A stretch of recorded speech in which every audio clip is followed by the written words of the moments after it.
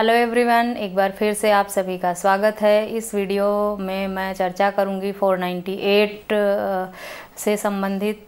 इस वीडियो में मैं चर्चा करूंगी 498 ए को लेकर। इस वीडियो में मैं चर्चा करूंगी पीसी की धारा 498 ए को लेकर, जिसे महिलाएं उपयोग करके वर पक्ष को बहुत ही परेशान करती हैं, प्रताड़ित करती हैं, फर्जी मुकदमा दर्ज कराकर उन्हें कोर्ट तक घसीटती हैं या उन पर इल्ज़ाम लगाकर बेवजह उन्हें परेशान करती हैं। इस वीडियो में मैं बताने का प्रयास करूंगी कि यदि कोई वधू पक्ष वाले 498 के अंतर्गत मुकदमा दायर करते हैं और ससुराल पक्ष वालों को परेशान करते हैं, तो ससुराल पक्ष को अपने बचाव में क्या राइट्स हैं या किस तरह वो अपना बचाव कर सकते हैं। वर पक्ष भी वधू पक्ष पर दहेज लेने का मुकदमा कर सकता है या कोई काउंटर केस फाइल कर सकता है जिससे वो अपना बचाव कर सके और वधू पक्ष को जेल जाना पड़े, सज़ा हो, जुर्माना हो या उन्हें भी परेशानियों का सामना करना पड़े। तो पूरी जानकारी के लिए कृपया इस वीडियो को अंत तक ज़रूर देखें, तभी आप समझ पाएंगे कि इस वीडियो को बनाने का मेरा मकसद क्या है। मुझे बहुत सारे लोगों ने फ़ोन मैसेज करके कमेंट करके पूछा था कि इस तरह के मैटर में अगर 498 ए वधू पक्ष की तरफ से फ़ाइल किया जाता है तो हम अपना बचाव कैसे कर सकते हैं, या हम फिर वधू पक्ष पे कोई काउंटर केस फाइल कर सकते हैं। तो उसका सबसे बढ़िया तरीका यह है कि 498 ए में अगर वधू पक्ष द्वारा आप पर मुकदमा किया गया है, रिश्तेदारों को, घर वालों को, परिवार वालों को फंसाया गया है, तो आप भी उन पर दहेज निषेध अधिनियम 1961 की धारा 3 के अंतर्गत उन पर केस फाइल कर सकते हैं दहेज देने का।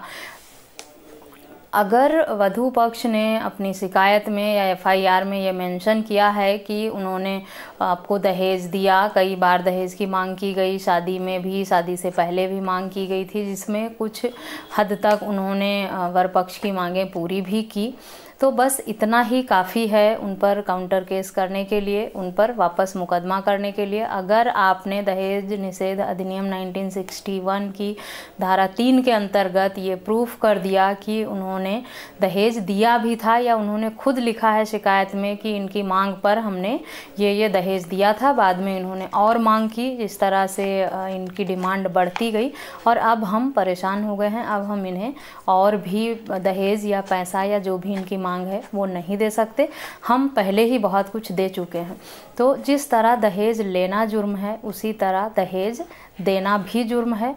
याद रखें, अगर किसी वधू पक्ष द्वारा ये साफ साफ कहा गया है या उन्होंने एक्सेप्ट किया है कि उन्होंने दहेज के रूप में कुछ भी दिया था, पैसे दिए थे, गाड़ी दी थी या कोई ऐसी संपत्ति या वर पक्ष द्वारा दहेज में जो मांग किया गया था उसमें से कुछ भी वधू पक्ष द्वारा पहले दिया जा चुका है, तो उन पर वापस केस फाइल करने के लिए इतना ही काफ़ी है। आप भी उन पर मुकदमा कर सकते हैं और अगर आप ये प्रूफ कर ले जाते हैं किसी भी तरीके से, चाहे उनकी शिकायत में लिखा गया है या आपने उनकी मांग पर जो भी दिया है, कोई ऑडियो वीडियो रिकॉर्डिंग है उसकी, या कोई बातचीत हुई है जिसका प्रूफ है आपके पास कि उन्होंने मांग किया था और फिर वधू पक्ष वाले देने को तैयार हुए थे और इस तरह से दिया गया था, तो उन पर भी दहेज देने के जुर्म में दहेज निषेध अधिनियम की धारा 3 के अंतर्गत मुकदमा किया जाएगा। और अगर प्रूफ हो जाता है तो उन्हें 15,000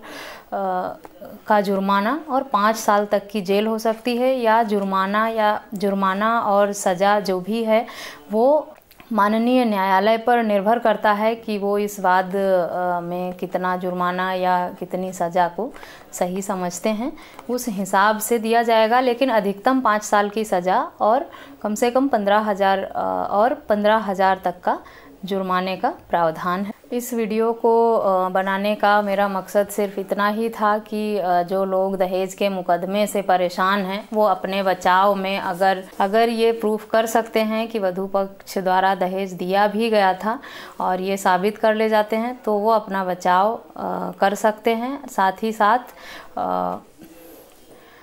ही साथ वधू पक्ष को जेल और जुर्माने से दंडित भी किया जा सकता है। आप लोग इस वीडियो को बनाने का मकसद या इस धारा को बताने का मकसद ये नहीं है कि आप लोग एक दूसरे पर केस करें, लड़ें और इस मैटर को आगे बढ़ाएं। लड़ना किसी समस्या का हल नहीं है। मैं तो हमेशा से यही कहती हूँ कि जो भी हो आपसी सहमति से अपनी समस्याओं का समाधान करें। न्यायालय तक या पुलिस तक जाने का कोई मतलब नहीं बनता है, लेकिन फिर भी अगर किसी को परेशान किया जा रहा है तो उसके बचाव में जो भी धाराएं हैं वो अगर कोई पूछता है तो मैं उस पर बताने का प्रयास करती हूँ जो मुझे सही लगता है।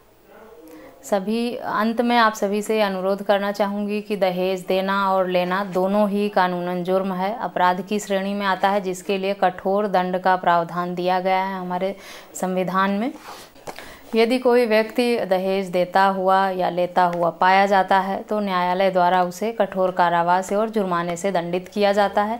अगर आपको इसकी डिटेल में वीडियो चाहिए कि दहेज देने और लेने दोनों में अलग अलग तरह से क्या जुर्माना है, कितना सज़ा है और किस किस तरह से और बचाव किए जा सकते हैं, तो मैंने एक वीडियो ऑलरेडी बना रखी है इस पर। आप मेरे चैनल पर विज़िट करके उस वीडियो को भी देख सकते हैं।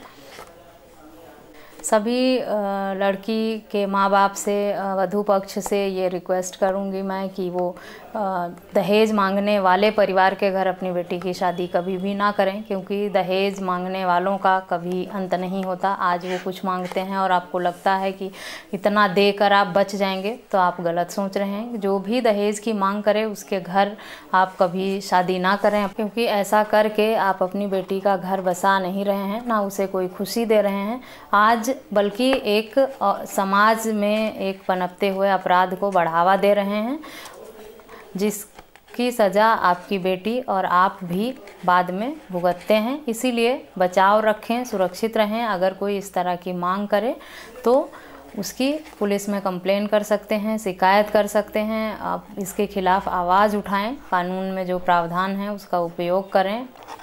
सभी वर पक्ष से भी मेरी यही रिक्वेस्ट है कि वो लोग दहेज की मांग ना करें।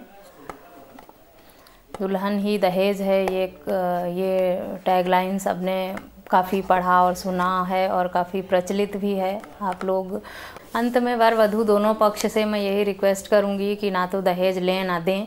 दहेज देना और लेना दोनों ही कानूनन जुर्म है, जिसके लिए हमारे कानून में कठोर दंड एवं जुर्माने, जेल का प्रावधान है। यदि कोई भी व्यक्ति दहेज मांगते या दहेज देते हुए पाया जाता है और उसकी शिकायत करने पर यह साबित हो जाता है तो उसे कठोर सज़ा एवं जुर्माने से दंडित किया जाता है। तो बचाव रखें, सुरक्षित रहें और दहेज ना दें और ना लें। आशा करती हूँ आपको ये वीडियो पसंद आई होगी। अगर पसंद आई है तो मेरे चैनल को सब्सक्राइब करें, शेयर करें, मेरी वीडियो को लाइक करें। किसी और टॉपिक पे वीडियो चाहते हैं तो मुझे कमेंट करके, मैसेज करके बताएं। मैंने अपना नंबर और ईमेल आईडी अपने वीडियो के डिस्क्रिप्शन बॉक्स में दिया है, वहाँ से लेकर मुझे मैसेज करके पूछ सकते हैं आप। मिलते हैं नेक्स्ट वीडियो में, तब तक के लिए थैंक यू एंड बाय।